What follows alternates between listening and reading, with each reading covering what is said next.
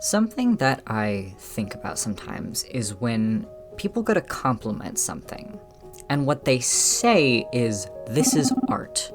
I have mostly seen this happen in, like, humorous contexts. Like, I know that there have been a number of times where I have seen this appended to some elaborately crafted shitpost back in the golden days of Tumblr.com. And in that kind of context, it is very effective. It will generally, like, elevate or sort of add to the humor of the post. And the way that that works is that, like, we're using art as a concept that has a connotation of, like, being part of something that is, like, sort of high society, something that is very well regarded, and it's, you're tagging it on to whatever fuck shit is going on in the post. And so that contrast between, like, respectability and absurdism is, what makes it fun, and that's how jokes work. But the thing about this phrase is that I have also seen people use it as an actual compliment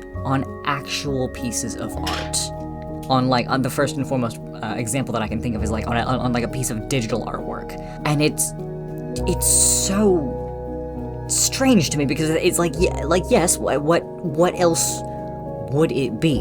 The way that it works as a compliment is to emphasize that something has been, like, well crafted, that it is beautiful, or it is satisfying, or it's, masterfully executed. And that also holds true for when it's being used to add to the joke on a shitpost. It's got this connotation of, like, prestige to it almost, and that's why it's funny when you put it on a humorous post. And the thing about that is that there is a consequence to using that kind of phrasing and using that kind of connotation. And obviously nobody means any kind of harm with it, right? Because if you're trying to compliment a piece of art, generally you are, like, trying to compliment it, and it's, you mean very well. But it is well established, very, very, known fact that the way that we speak about things has a very direct hand in shaping how we think about things. So when we use art, the idea of art as a compliment, it begins to contribute to this notion that we seem to have, that art means good, that art only sort of counts as art when it's good, which is ridiculous because, like, how do you even quantify that, right? And this idea of, like, only good art, only pretty art, only well done art being the stuff that counts as art, it begets this sort of fundamental misunderstanding of what art actually is. Or perhaps it doesn't even necessarily beget it, perhaps it comes from this misunderstanding. Maybe they feed into each other like a horrible Ouroboros. But there is a, I think, a staggering amount of people that don't understand what art is. Art does not exist to be good or pretty or palatable. It is often desired to be those things because, people generally like things when they're pretty, but that is not the thing that ultimately drives humans to create things. Even for, like, aesthetes, as in like proponents of the aesthetic movement, art for art's sake, even then, it comes from a deeper and, like, a much more subconscious thing than that. What art actually is the process by which we as humans hold up a mirror to our life and to our experiences, and we reflect it back outside of ourselves. Or a more appropriate sort of metaphor might actually be that it's like a prism. You can take light and shine it through a cut piece of glass or crystal or whatever it is, and it refracts and it turns into something else. It shines a rainbow out the other side. So similarly, we take our life experiences, it shines through us and comes out the other side as art. Obviously, nobody is, like, thinking about this while they do their art. I mean, some people are going to be, but generally speaking, nobody's thinking about this while they're doing their art. It is not their actual conscious motivation. Like, I'm not, like, sitting here and dipping these tapers because I like thought really hard about my socio-political identity and then decided that I needed to dip some tapers about it. And I mean, for like what you're watching me do in this specific video, I'm not even thinking about these crafts in the context of them being art at all, only that they're necessary. You know, this is not a primary form of expression for me, right? But that I am doing them at all is still a direct reflection of both my tastes and my principles. I could, for instance, go online and buy a properly supportive pillow for my shitty neck, but I said that I don't want to do that because, one, I'm cheap, and two, because I know that I can go and source some secondhand materials, some reclaimed material, and make one myself, and I would much rather do that than buy something new. Again, even for like an aesthete who, you know, the sort of slogan of the aesthetic movement is art for art's sake, you know, they will argue that art should exist to be beautiful and kind of nothing else. It should not have like a moral function. It should not be, you know, like beauty is first and foremost the most important thing, and there's no like deeper meaning to that. Like it's just for the vibes, right? But even for somebody like that who deliberately only makes art for the sake of it being pretty, you will still find that the principles and thus the individual human experience of the artist are reflected in the making of that art. They made it that way because they think it should be that way, and they think that way because of some kind of experiences that they've had and whatever opinions that they have formulated over their years of, you know, existing as a human person in society. This concept is, I think, something that is made very clear that, like, people do not understand when they try to talk about their AI-generated images like they're art. It's not. AI products are not art, can never be art, because they have so completely removed human touch from the process of creation. You could argue that prompting the machine to spit out something you like is the artistic process here. You could argue that. You would be wrong. Because what you're doing here, the analogous thing that you're doing here, is you're commissioning.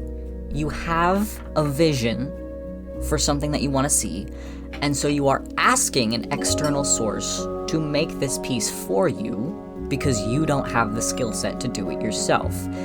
You don't get to commission something from an artist who has, you know, years of experience and has developed the skill set to create this piece for you. You don't get to commission them and then say that you made that piece yourself.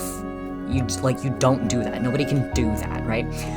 It is the same thing with AI, except for, like, you know, instead of commissioning a real human who could have used that money because they have, like, rent to pay, you instead went and had a machine do it for you because you wanted it for free.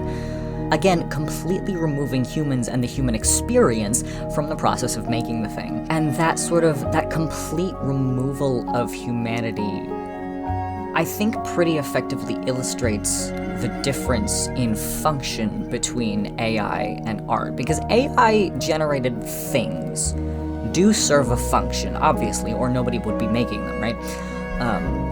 The difference is that AI imitations of art exist first and foremost to be content. It is a pretty thing to look at. It's decorative. It took no effort and no passion to create. It took no drive. It took no patience, you know?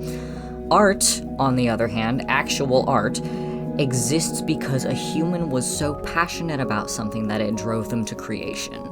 It drove them to take matters into their own hands. It drove them to learn something and to be frustrated with the process and continue to learn, and it drove them to make something bad because they never did it before, and then learn from what they don't like about it, and then try again, and then, like, it's like, even if the thing is a stupid little comic with stick figures, that has so much more human soul in it than, like, a fully rendered piece that you told ChatGPT to spit out, or whatever the fuck it is that you're using. I don't know how they work. This may have been done like out of passion, out of love for something. You may have been really inspired by something and you go, I want to see more of that. I want to see something similar to that. Oh, I have an idea that I want to have realized. But you didn't care quite enough to learn how to do it yourself. And that's fine. Here's the thing. It's fine to not be passionate about a given, creative outlet. Like, we're not all going to be writers. We're not all going to be digital artists. We're not all going to be musicians or sculptors or dancers. Like, and some people are just not going to be any of that, but they can still find inspiration in things, and they can still be like, oh, I have an idea, but I just, like, I'm not gonna have the drive to see it to completion, so I'll have somebody else do it for me, and that's why people commission things. So even with something like a commission, you say you have an idea, you're not an artist, but you had an idea, and you go, oh, I would really love to see this thing.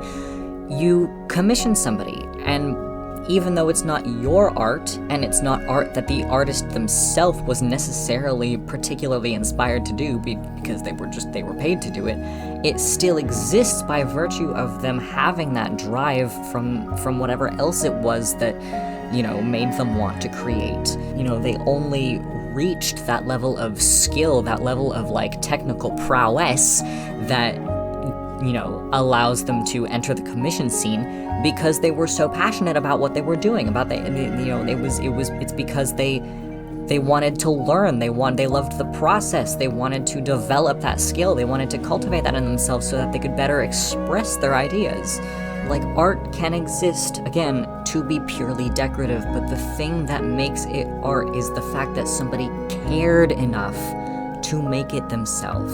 That something inspired them and they had to take it and hold it and mold it into something with their own two hands or whatever else it was that they used to make that art, and turn around and make something out of that inspiration. And hypothetically, that inspiration could also be the existence of AI itself. It is not impossible for AI to exist in the context of art. It's just that, like, the generated images cannot be art in and of themselves. Like, for instance, like a piece of, mass-produced hard candy is not a piece of art in and of itself.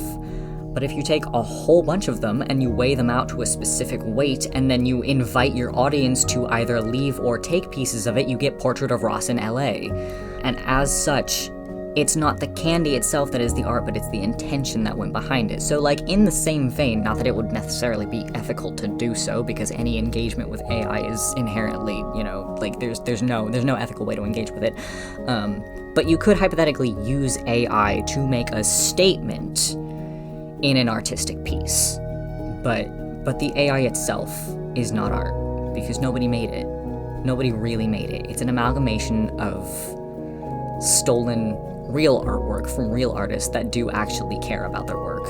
Also worth noting again that, like, this kind of philosophical debate about whether or not generative AI counts as art at all is the least of our problems with that shit, but, like, I think it is still a point worth making, especially as a part of the sort of overall conversation about how, the political and corporate powers that be are doing their absolute best to train the general public into complete dependency on this technology. They want you to outsource everything. They want you to outsource your creativity, your critical thinking, your relationships. They want you to be emotionally dependent on ChatGPT, on their chatbots that are not real people. And in doing so, in engaging with this, you are not only isolating yourself from other people and from society as a whole, and you are not only atrophying your mind and your creative thinking skills, but you are also sort of isolating yourself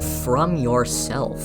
If you are dependent on a chatbot for your emotional connections instead of cultivating real relationships with actual humans who are flawed and take effort to, upkeep your relationship with, or you are, asking your chatbots to think for you because you can't be bothered to think of what you want to have for dinner, or because you don't want to think critically about, anything, and you refuse to engage in thought exercises, and you allow your brain to atrophy, and then you also are outsourcing your creativity. You can't even be bothered to draw the things that you want to draw.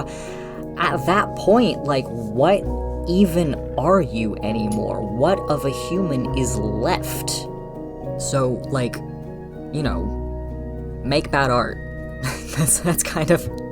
I don't have a really solid conclusion to this. It's just a little train of thought, but make bad art. You reclaim and retain your agency by doing things yourself, by making your own art, by learning things, by picking up a pencil and a piece of paper and drawing really, really bad anime figures with giant eyes and their hands behind their back because you don't know how to draw hands yet, and and in doing so, you rebel.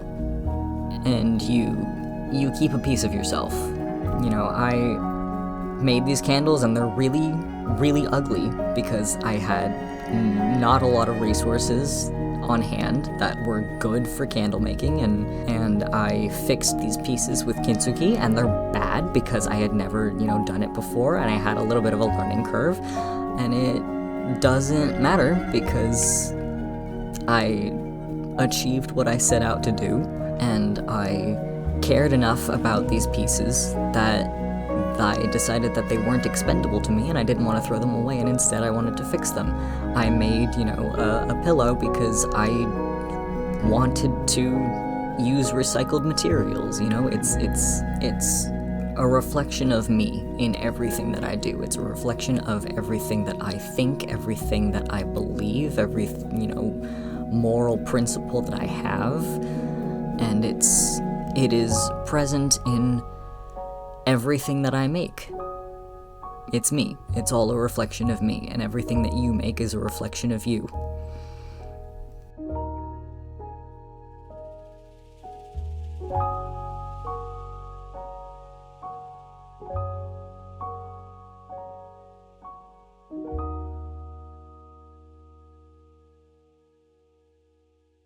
Hi, hello.